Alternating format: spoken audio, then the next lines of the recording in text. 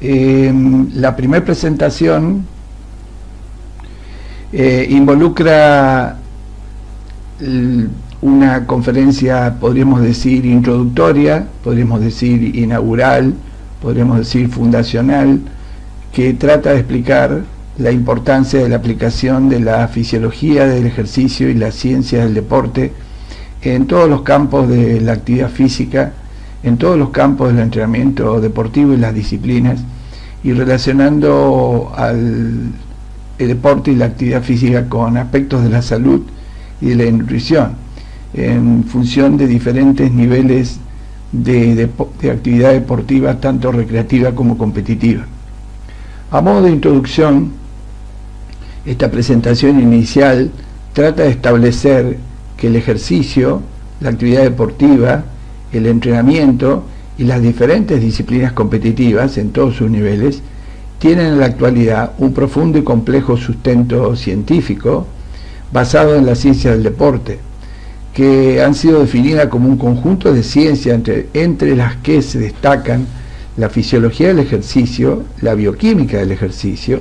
la medicina del deporte, la nutrición médico-deportiva, la fisioterapia o kinesiología del deporte, la biomecánica y la psicología del deporte, entre otras ciencias. En todo el curso, en cualquier nivel que desarrollemos, cualquier persona que trabaja con un sujeto,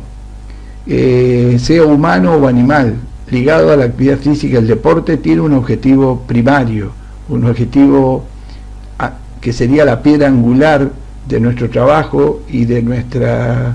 desarrollo profesional, es generar adaptación.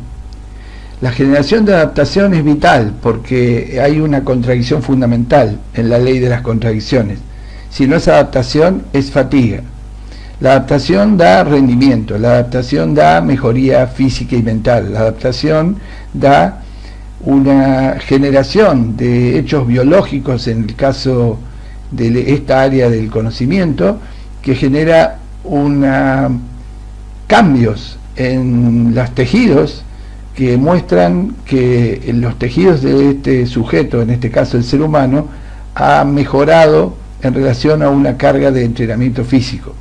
sea cual fuere y en cualquier nivel. Pero la adaptación,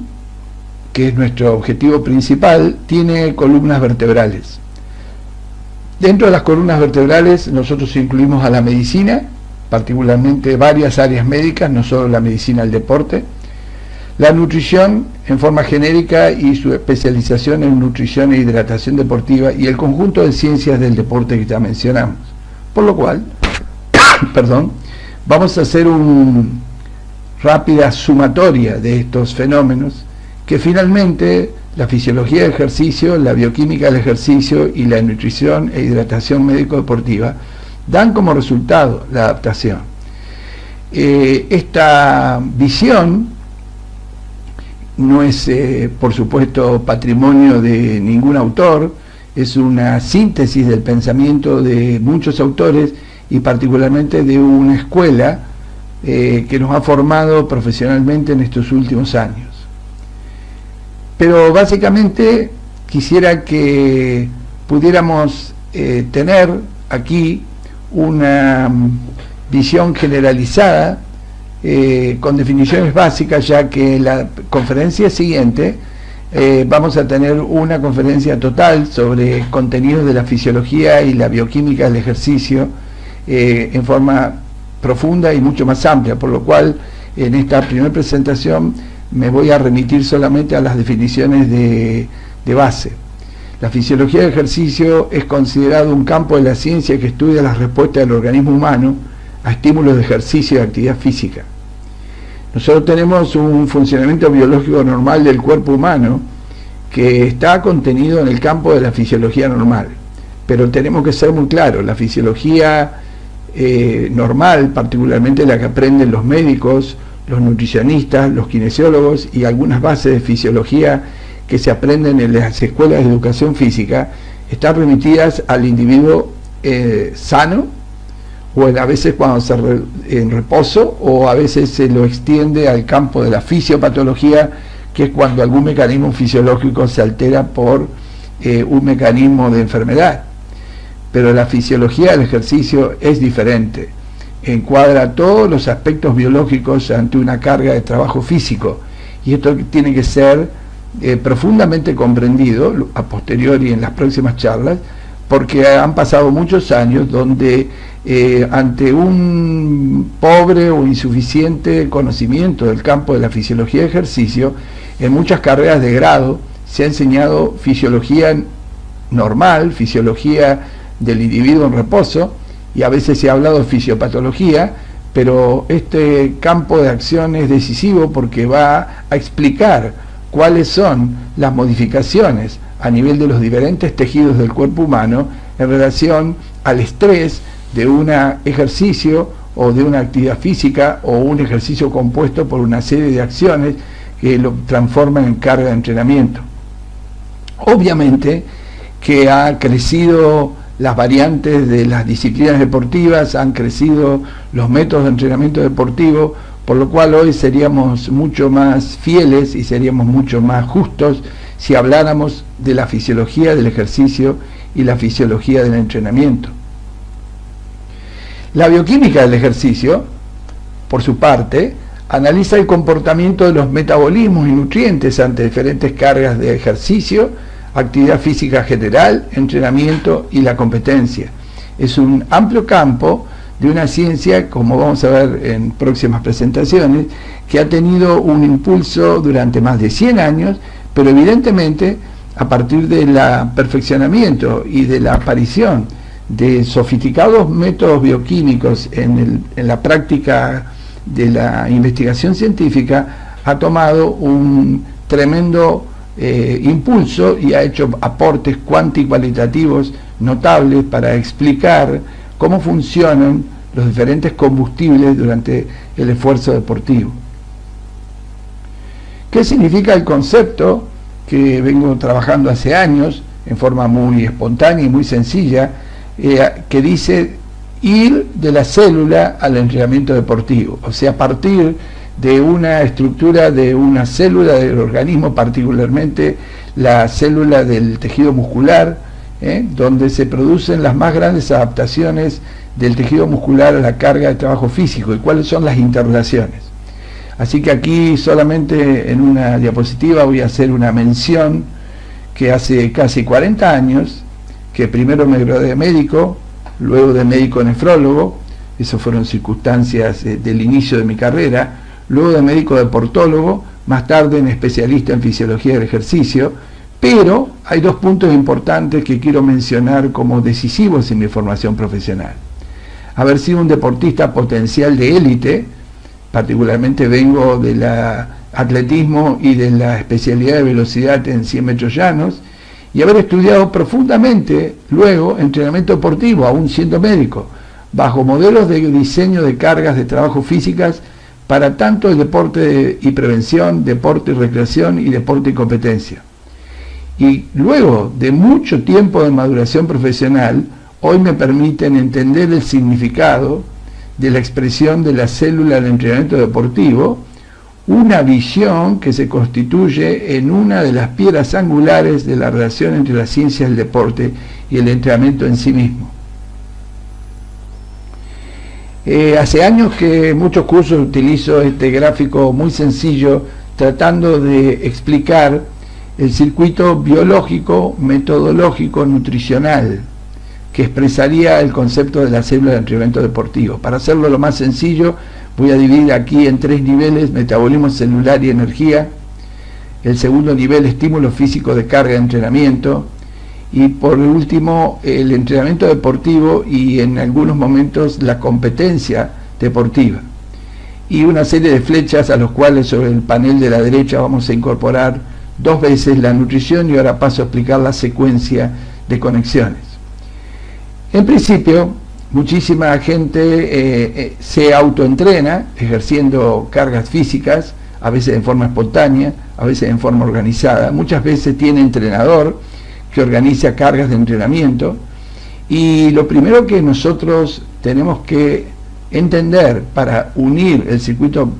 biológico, metodológico y nutricional y partir de la célula y llegar al entrenamiento deportivo, es comprender que cada carga física, tomando ejemplos, caminar, trotar, correr, nadar, pedalear o hacer esfuerzos coordinados en una clase de aeróbica, una práctica de la gimnasia deportiva, rítmica, etcétera, nosotros ese esfuerzo nos va a demandar energía.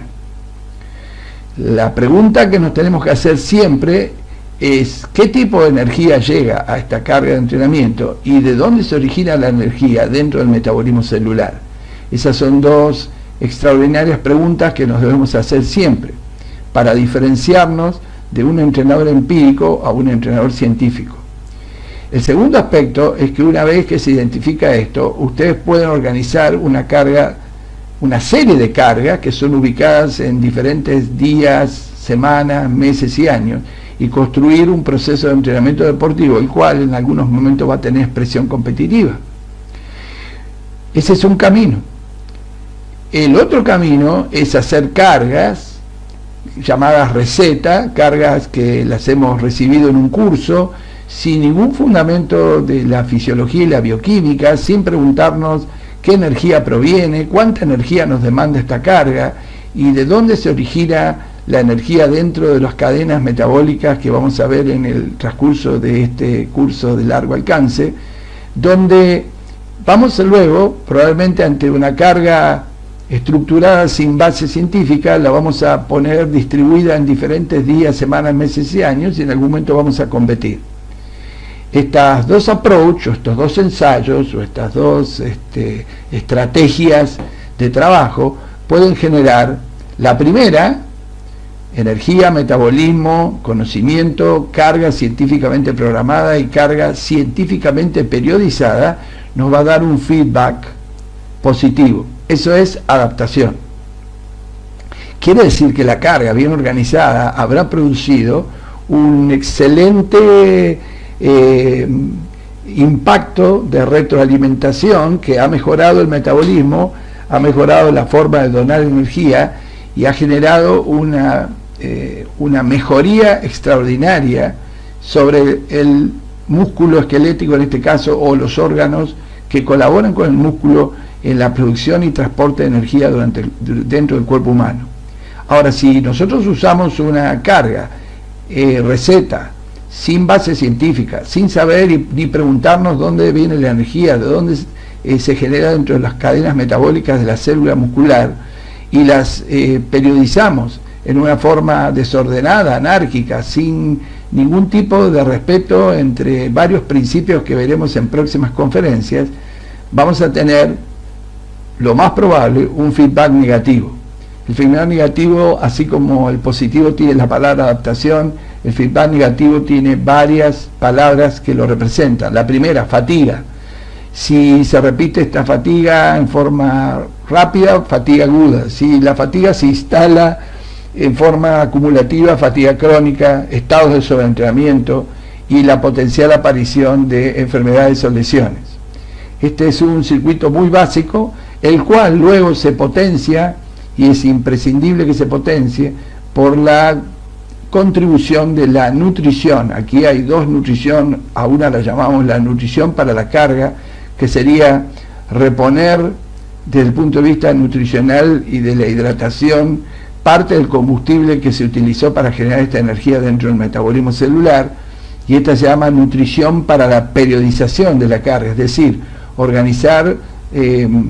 estrategias nutricionales a través de los días, las semanas y los meses que nos permitan ir contemplando que la nutrición se tiene que adaptar y seguir el ritmo de cargas y sus demandas metabólicas y sus demandas energéticas.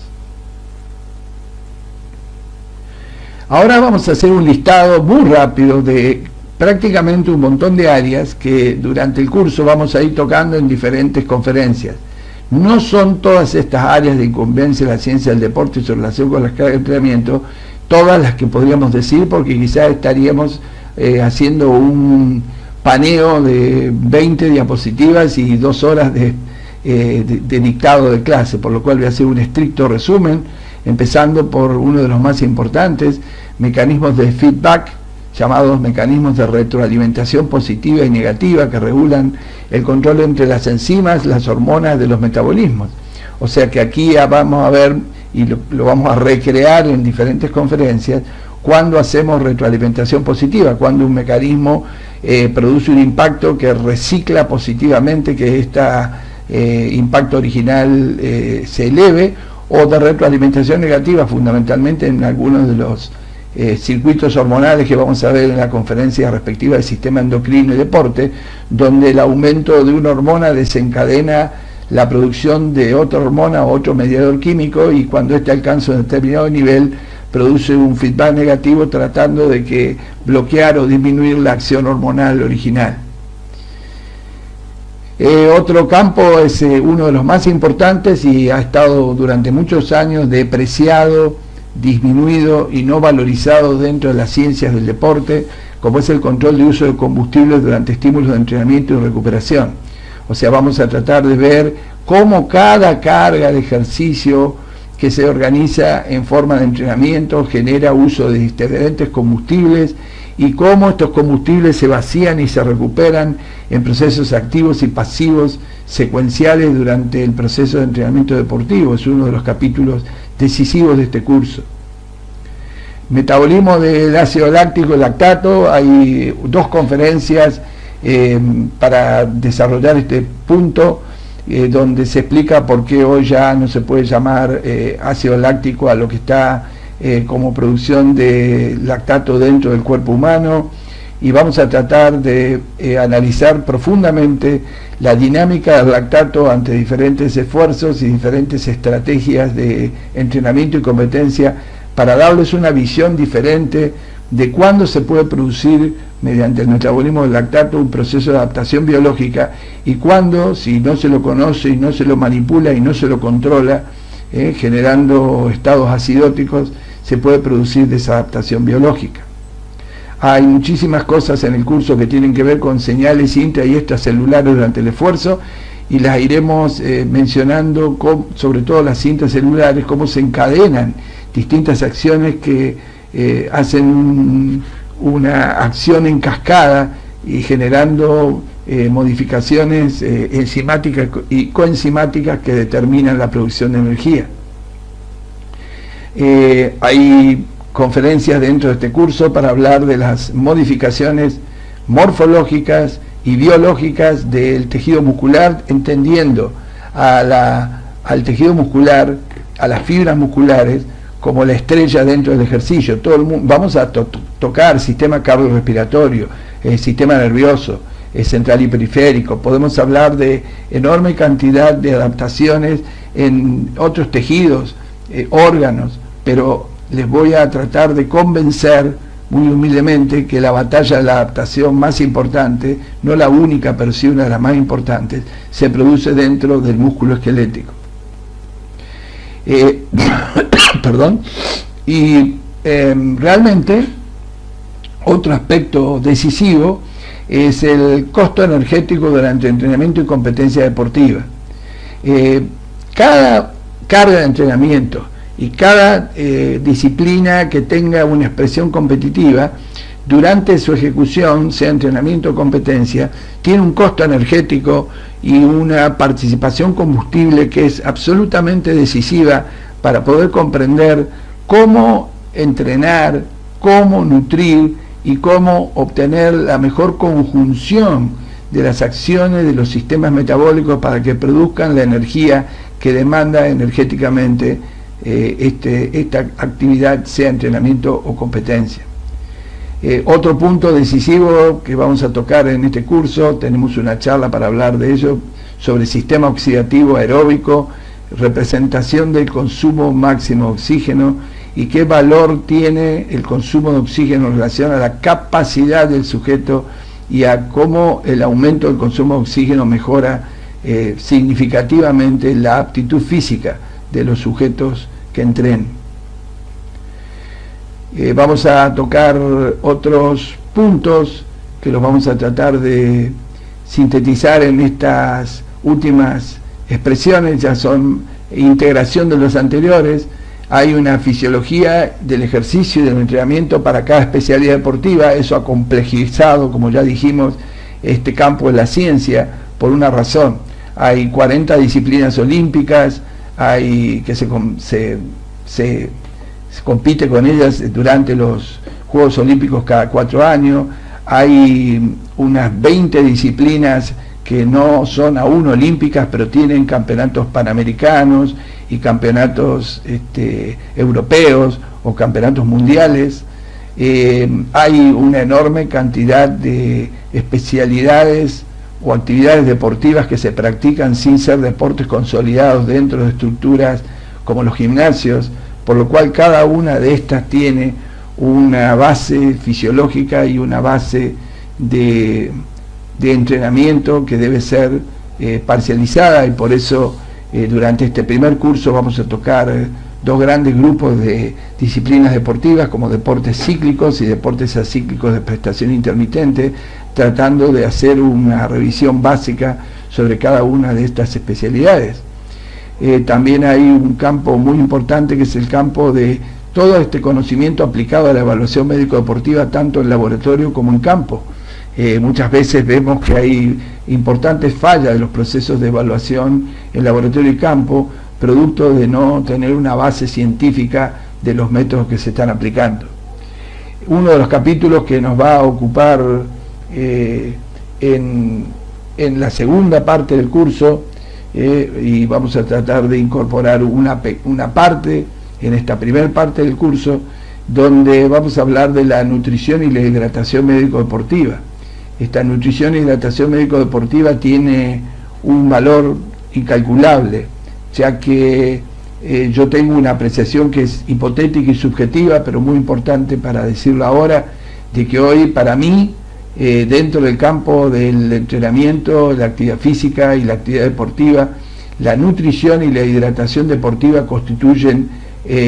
por lo menos el 30 al 35% del problema diario. Quiere decir que hay enorme cantidad de cosas que debemos conocer y debemos intervenir y debemos programar en los deportistas de cualquier nivel que están relacionados con la nutrición y la hidratación, pero particularmente entendiendo de que hay un montón de estos conocimientos que no dependen ni de la genética del sujeto, ni dependen del entrenador, ni de la estructura deportiva, ni del dinero, ni del presupuesto, ni de los dirigentes, ni dependen de las condiciones ambientales, etcétera, etcétera. O sea que dependen de lo que ustedes sepan de nutrición e hidratación médico-deportiva. Un capítulo para desarrollar a futuro: fisiología del ejercicio y entrenamiento en diferentes condiciones ambientales, frío, calor, altitud, terreno. La fisiología del ejercicio aplicada a la fundamentación de los métodos de entrenamiento, para convertir cada carga de entrenamiento en un entrenamiento de base científica, y un campo de acción exquisito, gigante, inacabable, como el campo aplicado a la prevención y rehabilitación traumato-ortopédico-kinésica. Pero nunca dejo de rescatar que, al margen de que esta es una ciencia básica, fisiológica, bioquímica, yo siempre incorporo algún pensamiento filosófico y pedagógico. Por eso pongo que uno tiene que estudiar este campo de la ciencia con determinados objetivos cuando se convierte un profesional ligado al deporte y la actividad física. Los objetivos para mí, y les pido que cuando tengan muchas dudas o tengan muchas preguntas o tengan muchísimo cansancio de hacer tanto esfuerzo, de tanto estudiar, vuelvan a este slide, porque este slide les va a hacer entender por qué lo están haciendo. El primer objetivo de trabajar en este campo es entender el funcionamiento fisiológico del organismo ante diferentes tipos de esfuerzo. Yo siempre digo que en mi vida profesional, desde que comencé, prácticamente me llevó una década, y yo pretendo que las personas que hagan este tipo de cursos no gasten una década, sino apenas 3 años, para entender el funcionamiento fisiológico del organismo ante diferentes cargas. La gente pregunta, pero tipos de esfuerzo hay miles. No, no hay miles, hay millones. Las combinaciones que vamos a ver más adelante, de un volumen de duración, de una intensidad, de una relación trabajo-pausa, o densidad de estímulos, de una frecuencia de estímulos, sean semanales, sean diarios, semanales, mensuales o anuales, y entendiendo dentro de esto cada tipo de esfuerzo, la expresión biomecánica, la expresión técnica, la expresión actitudinal que pone un sujeto para hacerlo, lleva a que se complejice en millones de posibilidades. Pero el fundamento es que ustedes, cuando trabajan al lado de un deportista, sean los entrenadores o sean los profesionales de ciencia del deporte que acompañan a ese sujeto, tienen que comprender de que no tienen acceso probablemente ni a medidores de frecuencia cardíaca, ni medidores de lactato, ni tienen la posibilidad de tener un individuo haciendo un estudio de consumo de oxígeno, no tienen biopsia, no tienen isótopos, no pueden instrumentar al sujeto, solamente mirarlo, verlo, y tienen que, a través de las ciencias que ya hemos expresado, a través de los síntomas y signos,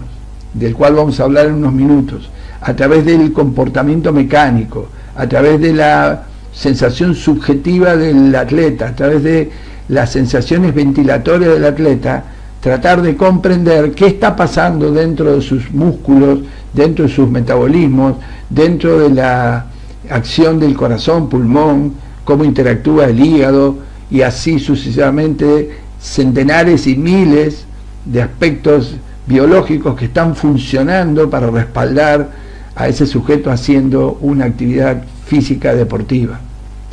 Eso lleva muchísimo tiempo, pero vamos a volver quizás cuando estemos terminando el curso a ver todos los elementos que hemos desarrollado para que les facilite esta información y este conocimiento, que logren entender cuando un sujeto hace ejercicio qué está pasando dentro de él sin tocarlo y solo observándolo. Esto es un punto que yo siempre defiendo como una de las adquisiciones educativas, adquisiciones científicas, adquisiciones de formación profesional más importante. El segundo aspecto con el cual hacemos una batalla día a día, mes a mes,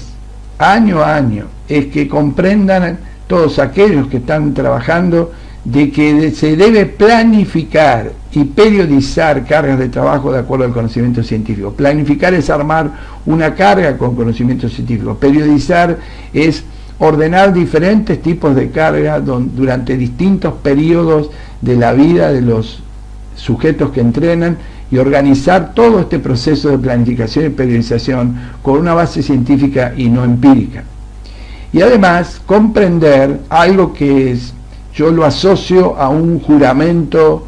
de objetivo profesional, así como los médicos cuando nos recibimos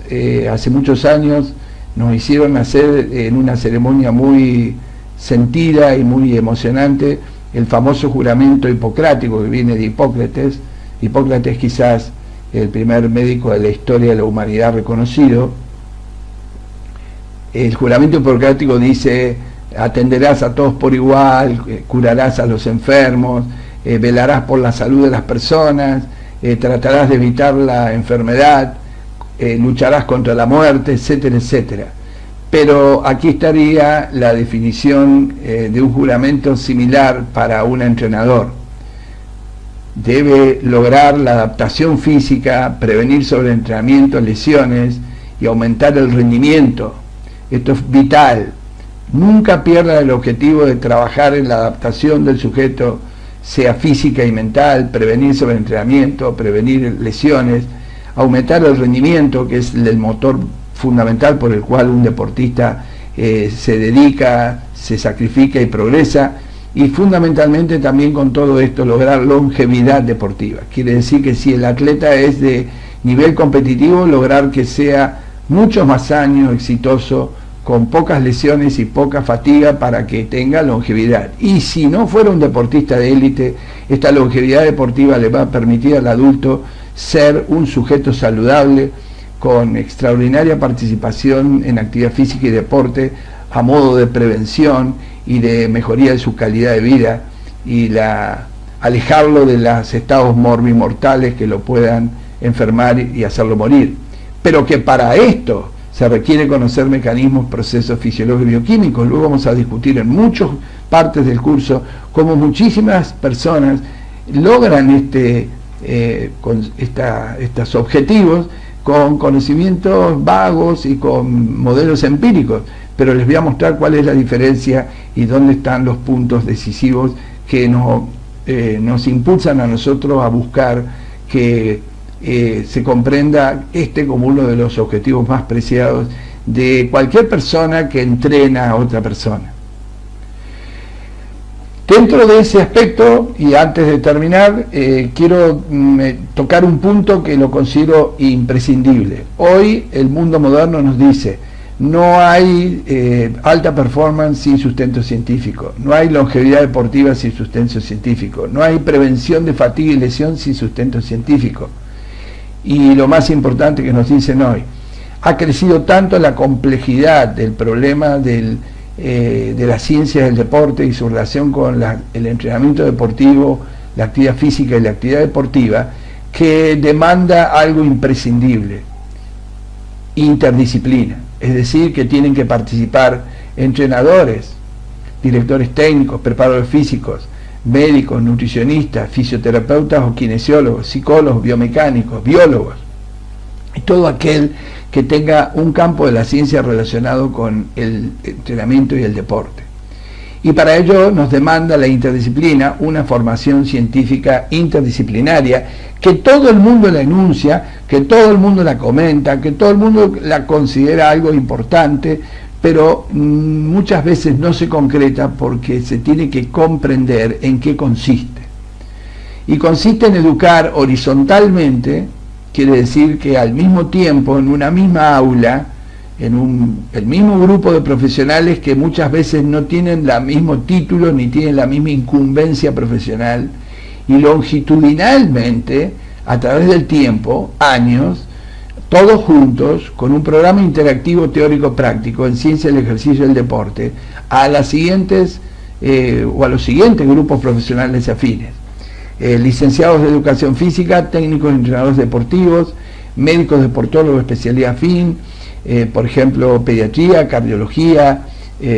traumatología del deporte, etcétera, etcétera, licenciados en nutrición, kinesiólogos y fisioterapeutas y psicólogos. Y esta lista es absolutamente parcial, insuficiente y arbitraria, porque hay muchos otros profesionales que pueden integrar esta lista. Pero el tema es que todos estos tienen grado. ¿Qué quiere decir grado? Tienen una carrera de grado. Los médicos, antes de hacerse deportólogos, cardiólogos, pediatras, los licenciados en nutrición tienen carrera de grado, kinesiólogos y fisioterapeutas también, los psicólogos tienen una carrera de psicólogo general. Todo el mundo tiene en estas áreas, del punto C al F, carreras de grado que no están especializadas inicialmente o ligadas a la actividad deportiva ni a la ciencia del deporte. Los licenciados de educación física se forman en las escuelas de educación física de todo el mundo, con una limitadísima formación en ciencias del deporte, fisiología y bioquímica del ejercicio. Y enorme cantidad de países, particularmente en América Latina o Centroamérica, Sudamérica, Centroamérica, tienen muy pobres escuelas de entrenadores con conocimientos científicos.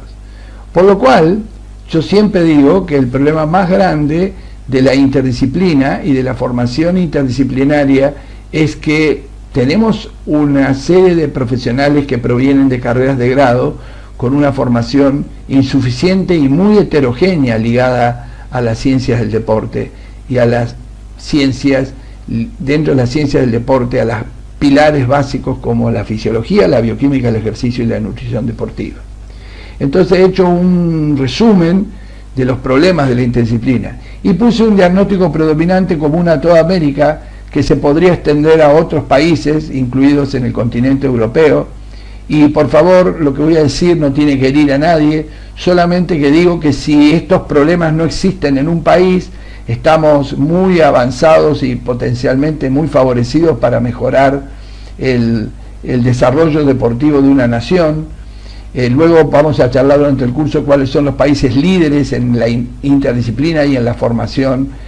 tanto en grado como en posgrado, de perfil multilateral. Pero yo digo aquí, y esto por favor no tiene que ofender a nadie, son entrenadores con predominio de programas y modelos de entrenamiento empíricos.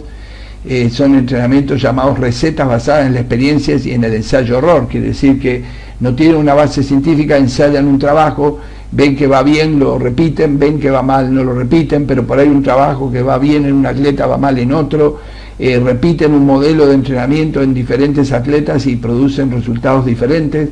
Y el entrenamiento receta está basado en que lo aprendieron de un entrenador que fue exitoso, que obtiene medallas, que obtiene resultados, que obtiene récords, y por ahí lo obtiene porque el atleta es superlativamente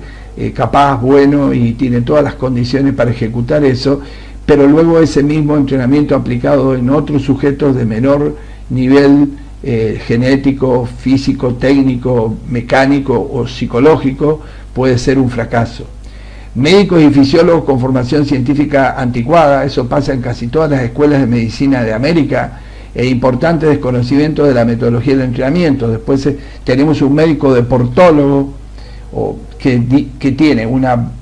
insuficiente formación en fisiología y bioquímica del ejercicio y a su vez desconoce en la teoría, en la práctica, cómo se entrenan los sujetos y cuáles son los modelos más importantes de entrenamiento. Por eso en algún momento remarqué al inicio de esta charla que en estos años haber logrado estudiar profundamente desde la medicina del deporte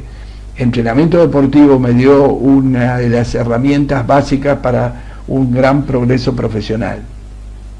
También, repito, médico y fisiólogo con poca práctica en el campo deportivo, yo lo llamo en forma a veces peyorativa y a veces por ello me gano algunas críticas, los llamados médicos de consultorio, que hacen ejecuciones a veces de evaluaciones con protocolos de laboratorio o de campo desactualizados. Nutricionistas con conocimiento de nutrientes a la alta escuela, pero sin base en fisiología y bioquímica del ejercicio y su relación con la carga de entrenamiento. Son aquellos nutricionistas que no pueden dar las respuestas a las demandas energéticas de los atletas. A veces se comportan desde el punto de vista profesional con el atleta como si él fuera un paciente que tuviera un problema de diabetes, de síndrome metabólico, de sobrepeso, sin comprender de que a veces se entrena 1, 2 y 3 sesiones diarias durante semanas y meses. Y kinesiólogos y fisioterapeutas, que le pasa lo mismo que a muchos médicos, están formados para tratar lesión, para hacer el tratamiento de enfermedades, pero no para prevenir el fenómeno de la fatiga y la lesión por sobreentrenamiento, una de las misiones más importantes que les tiene reservado el proceso de la ciencia del deporte a aquellos que incursionan en el área de la kinesiología y la fisioterapia del deporte. Y para finalizar voy a usar 2 diapositivas que para mí son muy representativas, y aquí pongo la contradicción dialéctica fundamental, recordando lo que ya expresamos. Hay una que dice que una parte de la cara de la moneda es el empirismo más la ignorancia, eso igual entrenamientos receta. Y versus eso, este es el campo que nosotros defendemos, por el cual enseñamos, por el cual luchamos, por el cual libramos una batalla diaria desde hace más de 30 años, buscando el perfeccionamiento del conocimiento y el método científico para lograr planificación y periodizaciones de carga que sean predominantes y específicas, 2 términos que van a ser una piedra angular de nuestro desarrollo en esta primera parte del curso y que nos ocupa prácticamente la mitad de una conferencia que está planificada en la secuencia de este primer curso de nivel 1. Finalmente, desde que estuve en la Facultad de Medicina y salí de ella, alguna vez un profesor me enseñó semiología, la ciencia de los síntomas y signos, es decir, cómo a través de los síntomas, cosas que sienten las personas, signos, cosas que uno puede observar en las personas, el médico debería ser capaz de suponer un diagnóstico presuntivo de una enfermedad o de una lesión que está sufriendo en aquel momento el paciente. Y luego de allí aprendí que existe un gran campo de la semiología deportiva, aquellos síntomas y signos que nos pueden mostrar adaptación o nos pueden mostrar fatiga, que nos pueden mostrar cómo la adaptación mejora el rendimiento o cómo la fatiga genera estados de sobreentrenamiento, trastornos mecánicos, pérdida de la técnica, pérdida de la coordinación y muchas veces patología y abandono. Porque el último capítulo del feedback negativo que hablamos hoy es fatiga, sobreentrenamiento, lesión, pérdida de la longevidad deportiva y abandono de la actividad deportiva. Cada persona que abandona la actividad deportiva es un fracaso del modelo y es un fracaso del trabajo profesional interdisciplinario, a lo cual he llamado semiología deportiva. Pero rescato una frase maravillosa de mi primer profesor de semiología, cuando yo era muy joven, que empezó su clase diciendo: se sospecha lo que se sabe y se sabe lo que se estudia. Contó anécdotas, o inventó anécdotas para explicarnos un poco desde el punto de vista casi lindando en lo ridículo un ejemplo. Dijo: supongamos que ustedes hacen 6 años de medicina y estudian solamente hígado, vesícula y páncreas. Anatomía, histología, fisiología, fisiopatología, microbiología, anatomía patológica, acciones farmacológicas, cirugía, diagnóstico de imágenes, y todo referido a hígado, vesícula y páncreas. Muy bien, primera noche, en guardia médica, emergencia a 2 de la mañana, la enfermera dice: doctor, aquí hay un paciente que lo quiere ver de urgencia, está muy mal. Entonces le dice: doctor, tengo un dolor debajo de la costilla derecha, lo que se llama hipocondrio derecho. Uy, doctor, el dolor es inmenso, insoportable. Si ustedes estudiaran solamente hígado, vesícula y páncreas, tienen posibilidades de 3 diagnósticos: o una hepatitis aguda, o una pancreatitis, o una colecistitis aguda por trastornos en el canalillo biliar. Bien, amigo, vamos a hacer esto: le voy a dar una inyección, mañana se va a hacer un estudio de ecografía para ver cómo está su vesícula, o si lo podemos poner algún líquido de contraste, le vamos a ver la vía biliar y la conexión pancreática, o le vamos a hacer unas análisis, ya le saco sangre para hacer un hepatograma, etcétera, etcétera, etcétera, porque ustedes solo estudiaron hígado, vesícula y páncreas. Bien, el individuo hace los análisis, se va con el analgésico y está citado para las 8 de la mañana, pero no vuelve nunca más porque durante la noche se muere. Hay más o menos 40 patologías con dolor en el hipocondrio derecho, debajo de la costilla, que no tienen que ver con hígado, vesícula y páncreas. Por ejemplo, una de las más vulgares y comunes, desde un infarto renal, desde una obstrucción renal por un cálculo grande que produzca un derrame, desde una peritonitis retroabdominal, o lo más importante, un infarto de la cara inferior del miocardio